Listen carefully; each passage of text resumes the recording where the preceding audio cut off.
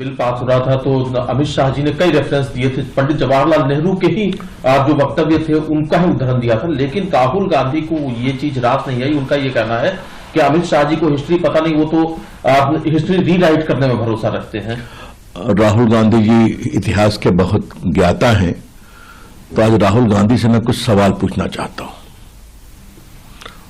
1948 में जब भारत की सेनाएं कबायलियों और पाकिस्तानी सेना को पीछे धकेल रही थी तो सीज फायर क्यों हुआ? जबकि सेना का चाहती थी कि हम पाक ऑक्युपाइड कश्मीर को भी दोबारा ले लें। धारा 370 क्यों बनाई गई जो कि टेम्पररी थी, कांग्रेस के लोग विरोध में थे।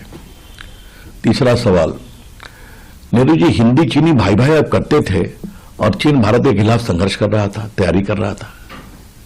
तिब्बत को उसने हड़प लिया, बाकी हमला हुआ, इतनी बुरी तरह से हारे, तो आप हिंदी चीनी भाई भाई क्या कर रहे थे?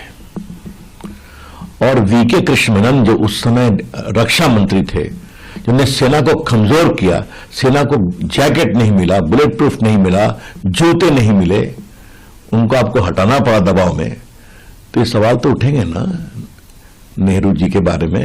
ये क्यों नहीं उठने चाहिए? और उससे राहुल गांधी जो उनके परपोता हैं उनको परेशानी होती है, लेकिन ये इतिहास की सच्चाई है। और सबसे बड़ी सच्चाई यह है 550 जो रियासतें थीं उसमें एक को छोड़कर बाकी ने सरदार पटेल ने हैंडल किया, वहां कोई समस्या नहीं है। यहां एक नेहरू जी ने किया, आज तक समस्या झेले, जो 2019 में समाप्त हुई। तो ये बड़े सवाल हैं, ये सवाल हम उठाएंगे और इन सवालों से राहुल गांधी भागते हैं, तो इसलिए इस तरह की बातें कहते हैं। हमारे सम्मानीय गृहमंत्री अमित शाह जी को इतिहास की पूरी जानकारी है और हम लोग स्वयं उनसे बहुत कुछ सीखते हैं, इसलिए इस तरह की बात नहीं कहनी चाहिए राहुल गांधी जी। वैसे आपके ज्ञान के बारे में बहुत चर्चा होती है देश में, उसके आगे नहीं कुछ कहना है मुझे।